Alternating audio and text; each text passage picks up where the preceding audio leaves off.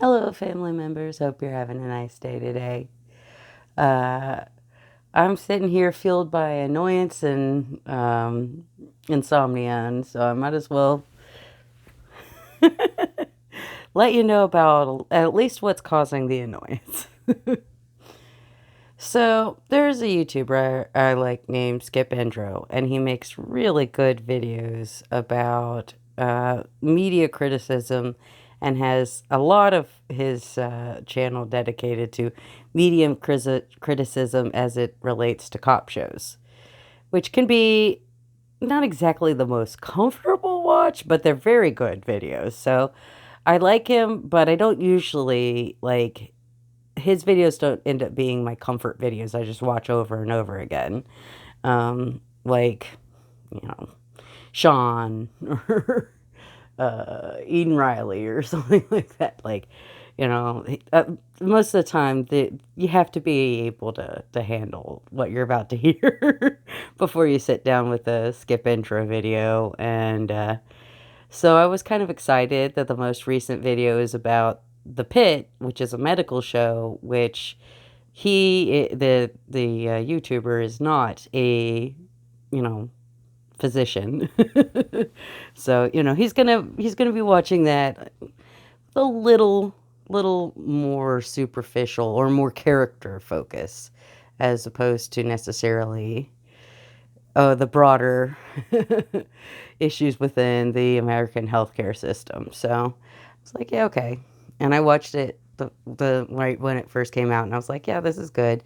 And then I went to watch it a second time, and then I realized there was a problem with the video that I probably am not going to be able to overlook because it's just going to like get under my skin and just drive me crazy.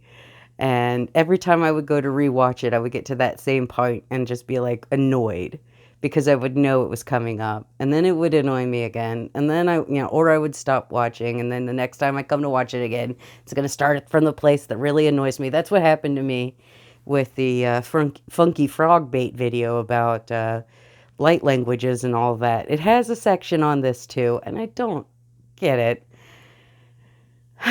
So I need to make this video apparently and explain to you, young people, and not just young people, all people apparently, that there is a very broad conspiracy that has been litigated in court within like the last 35-ish years and settled. The reason that you think of chiropractic as being unscientific and dangerous and all of that is a literal conspiracy by the American Medical Association to, keep a competing interest out of their marketplace. Yeah, corporations are the reason why. Well, big corporate interests are the reasons why you think of chiropractic the way you do, most likely, is if you're not somebody who is more educated on the subject than your average American. And even now, if you go on Wikipedia, the language used, if you search for chiropractic on Wikipedia, it doesn't say this on the actual page in the summary there, but it refers to it as a pseudoscientific thing, which is interesting because it's not. And there's a lot of associations with chiropractic to other modalities that are pseudoscientific, and I'll get into why that is in a little bit, but it all comes back to the same thing.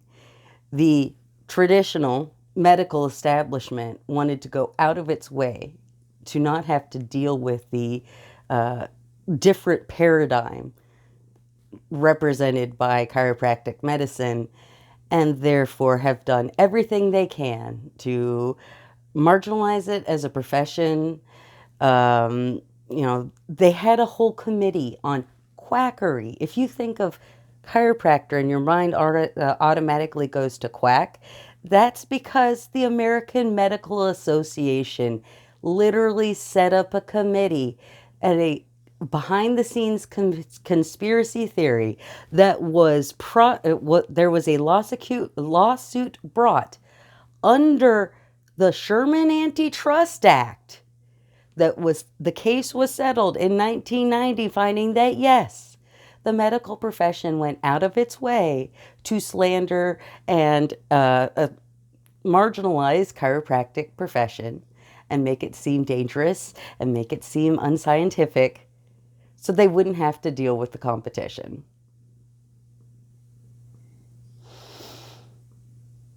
And this happened in 1990. It took from 1976 until 1988 before they could get a fair trial on this, by the way. They did a first faulty trial where they gave incorrect evidence and incorrect jury instructions and a whole bunch of like fuckery.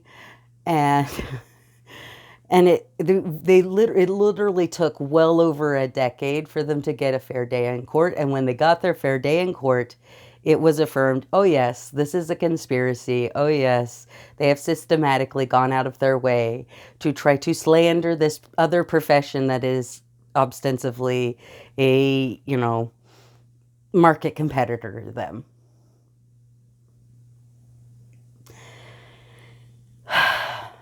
Let me rewind a little bit.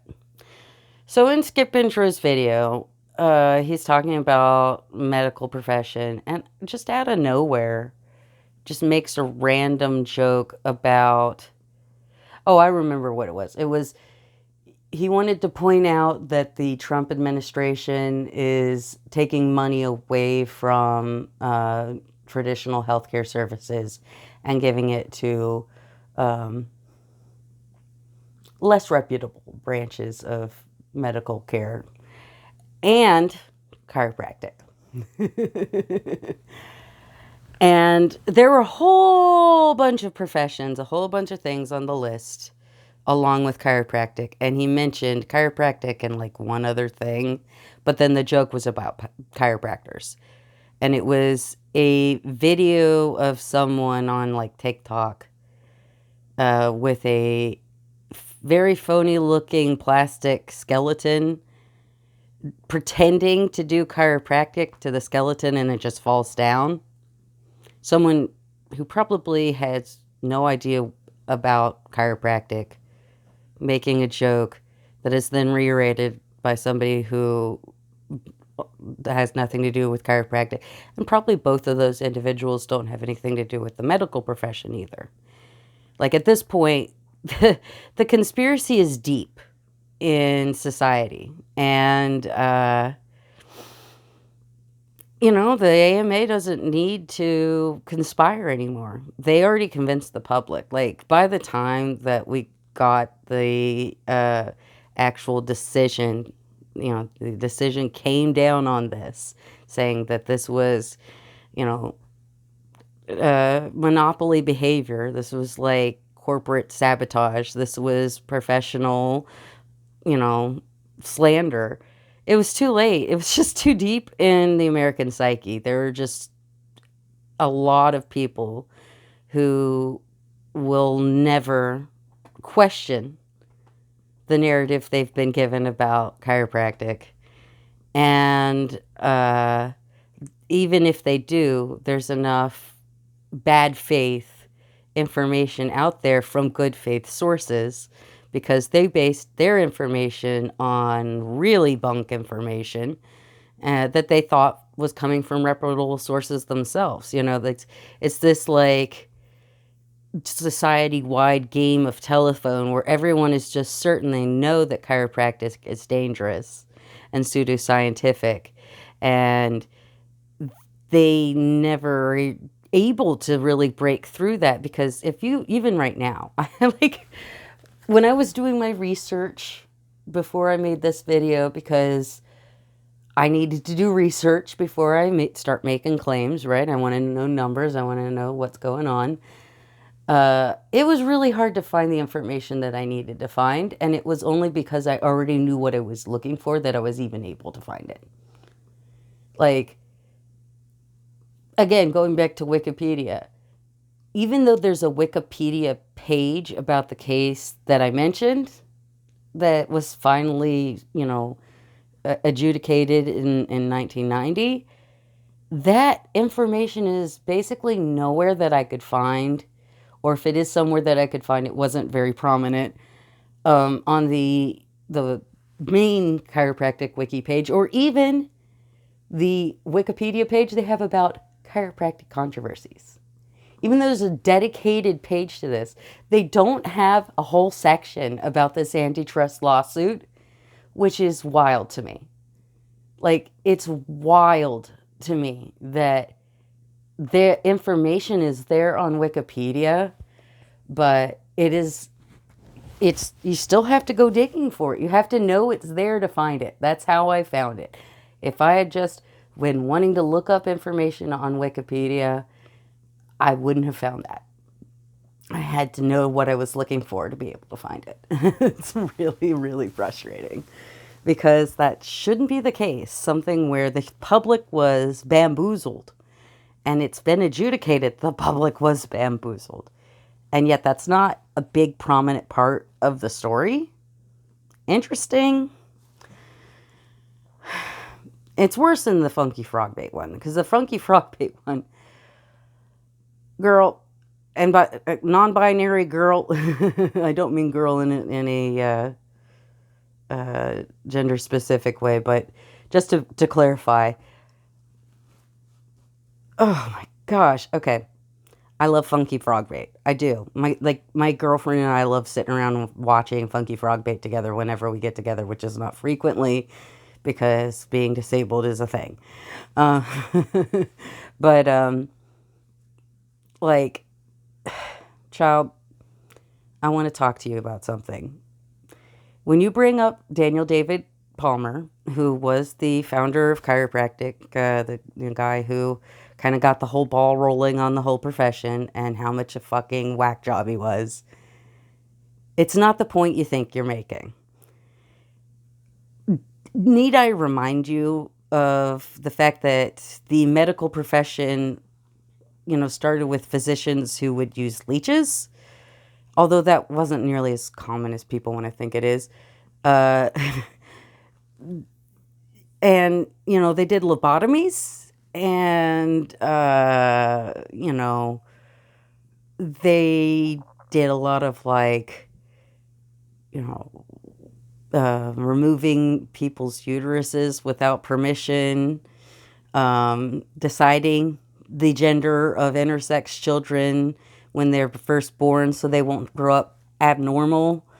I mean, the medical profession has been full of a lot of bad ideas and bad decisions and really bad people along the way. That doesn't mean that it is a bad profession, that it hasn't done way more good than harm.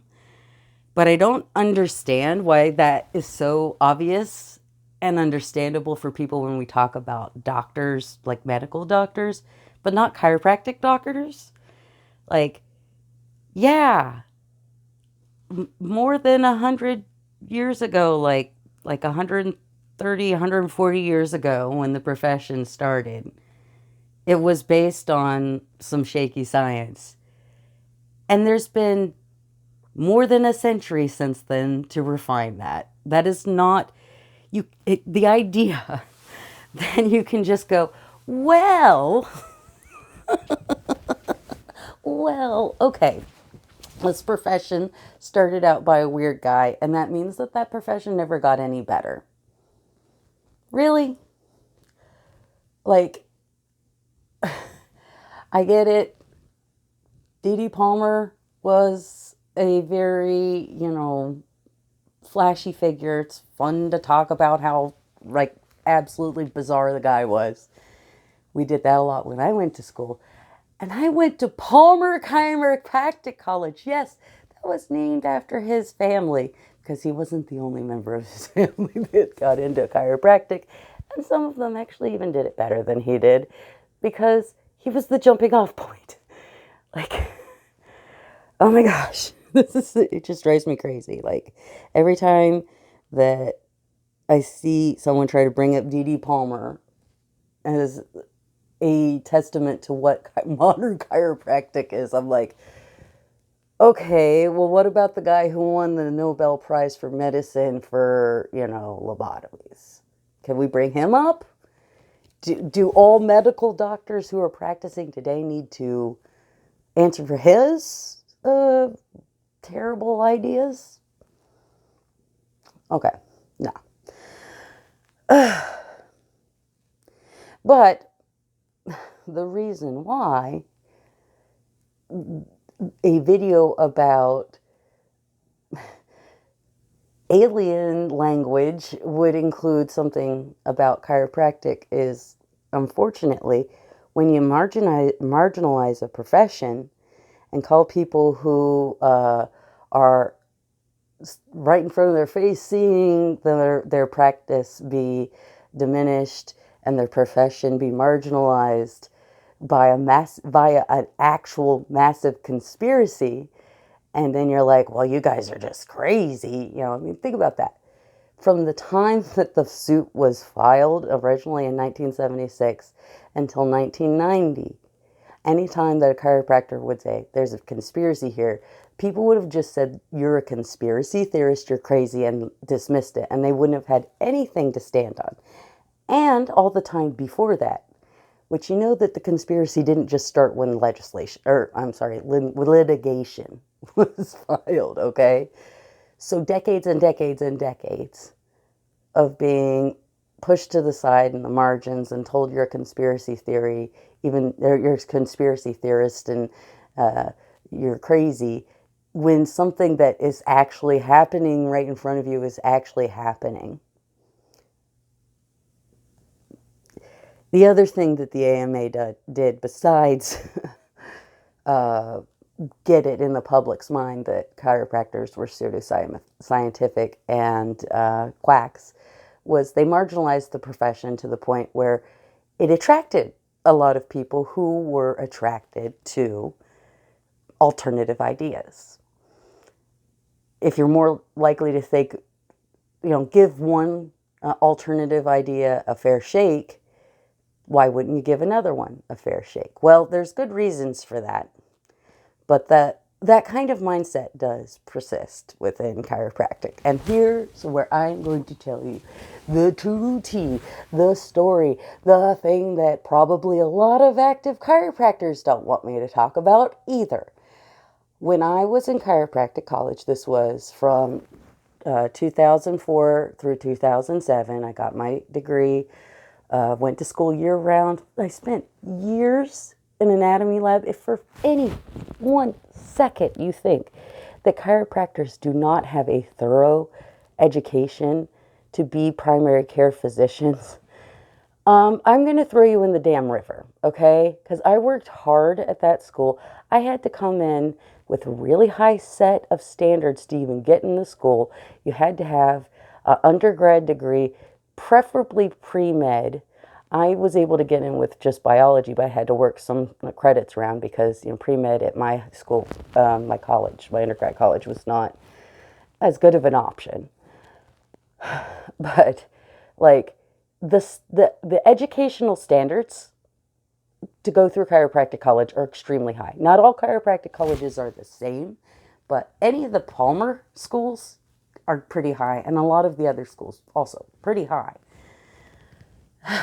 Anyway, when I was a first year student, I was in this big ass lecture hall with I don't know, maybe 65, 70 people in the class. And I'm sitting in the back row just vibing with my friend Meredith. And the subject of vaccines comes up.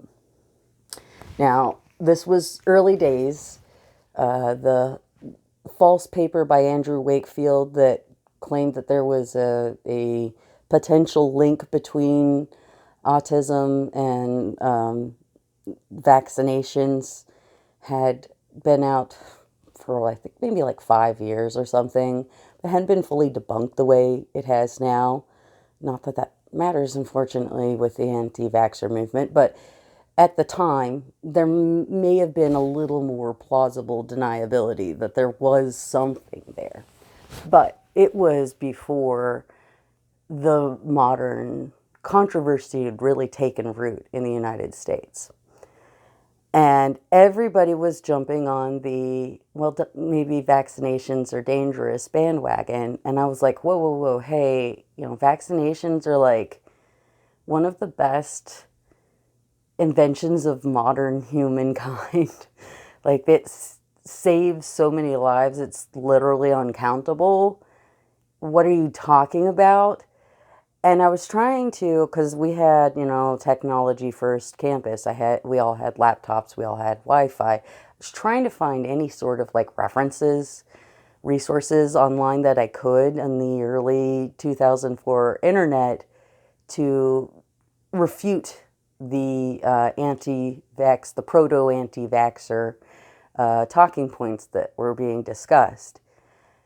And it was really impossible because pretty much most of the information on the internet about vaccines at that time was coming from the understanding that everyone realized they were beneficial.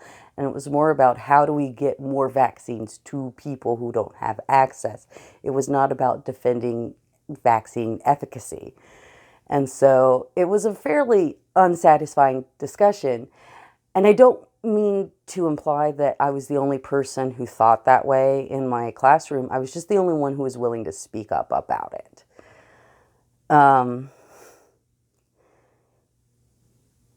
Any sort of profession where networking is necessary, people can be very insular, and it can be really hard to challenge popular narratives. And I think that's kind of where I ran into trouble, is nobody wanted to be the person standing up and speaking out in favor of big medicine. And I was like, I'm speaking out in favor of reality here. But that kind of thinking does exist in the chiropractic profession. A good number of the practicing chiropractors I know aren't really into the whole like philosophy of it, but there is a very distinct philosophy, and that does often pair well with other alternative medicine modalities. Now, when it comes to differing alternative medicine modalities, there can be a lot of misinformation. There's a lot of the same fuckery that chiropractic has had to deal with for a century now, with the mainstream medical profession wanting to just undermine it and push it aside and not even understand it. That happens to other modalities as well. Acupressure and acupuncture therapies being a good example, I think. Like, there is so much evidence, not just in Western spheres, but certainly also in Western spheres, that acupressure and acupuncture are effective. And yet, that's not probably the impression that you would get from pop culture. Because anything that's not Western medicine, like their version of healthcare, they see as competitive to them, and just flat out dismiss it. If they've taken a lot of modern doctors probably haven't even taken the time to think about this. A lot of modern Americans probably not taking the time to think about this. Just because a healthcare practice has been marginalized does not mean that it's not effective. But unfortunately, there's a lot of real harmful stuff out there that wants to pretend it's alternative medicine. For example, homeopathy. Homeopathy, if you don't know what it is, it sounds fine. It just sounds like, oh, home remedies maybe? No. It is the belief that water has memory, and that if you take something and you dilute it with water and dilute it till there's basically no potential for any even molecular presence of the original substance in the water, that it's able to do anything other than just be water. I cannot drive, it drives me crazy. Homeopathic remedies basically are placebos, which doesn't mean that you can't see some improvement after using them. That's kind of how placebos, is work the right word? Function? No, I don't think so. I don't think there's really a right word there. But, it's a waste of money. It's a waste of manufacturing resources. It's a waste of packaging and therefore litter. Like, I don't like that. And yet, people are going to put that in the same bucket as acupuncture or chiropractic, which have been practiced for, acupressure and acupuncture have been practiced for a heck of longer than chiropractic. You know, interestingly, probably should have put this on the top. People are going to be like, yeah, I don't believe you. Like, I really don't believe you. Yeah, sure, maybe the AMA did provably, create this conspiracy against chiropractic. But surely chiropractic is still dangerous. Like, we would know if it wasn't actually dangerous, right? Come on. Surely you've heard of people who've been hurt by chiropractors. I read a review, a medical journal review that was linked on the Wikipedia page, which I find just funny. It's like,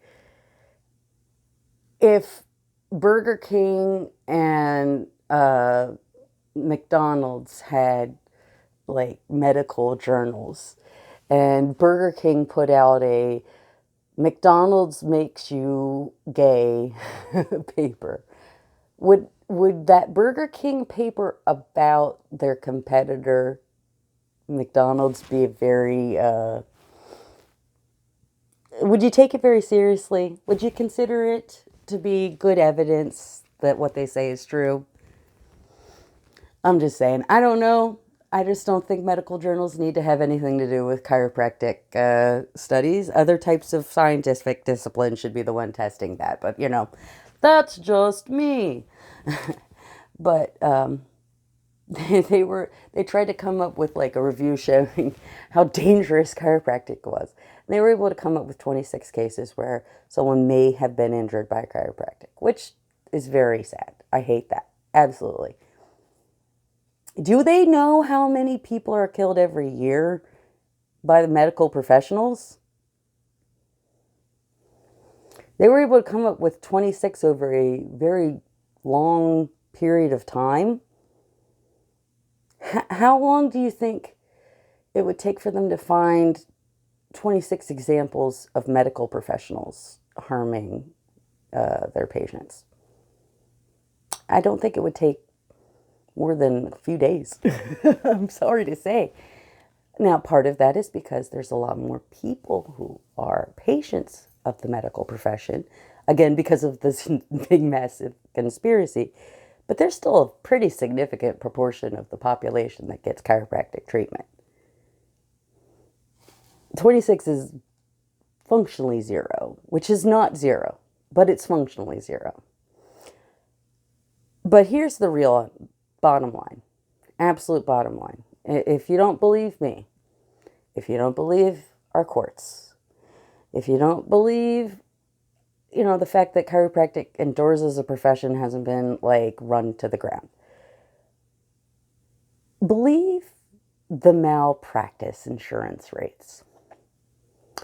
Insurance companies are a blight on our society, but one thing that they do is they do find out when somebody is engaging in a risky behavior and find some way to punish them for that.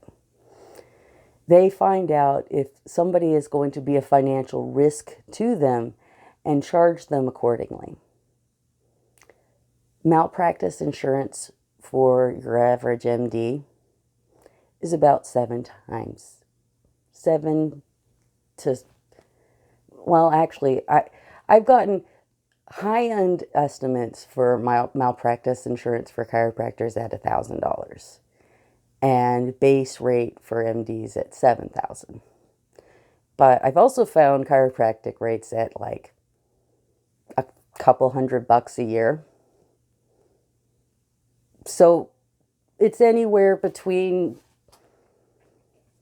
7 to 15 times difference the amount of it costs to get insured for malpractice as a chiropractor. When you compare it, it's I think I said that backwards. I'm going to start over. If you are a chiropractor, your malpractice insurance rates will be somewhere between 7 to 15% or percent times lower than if you were an MD.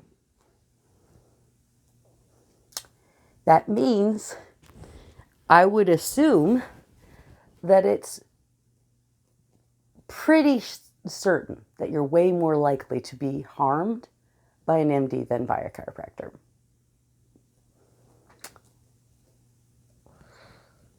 So keep that in mind before you make that next bone breaker, bone cracker joke, because you're just feeding into an extant conspiracy theory and also, potentially keeping people from a healing modality that might actually help them.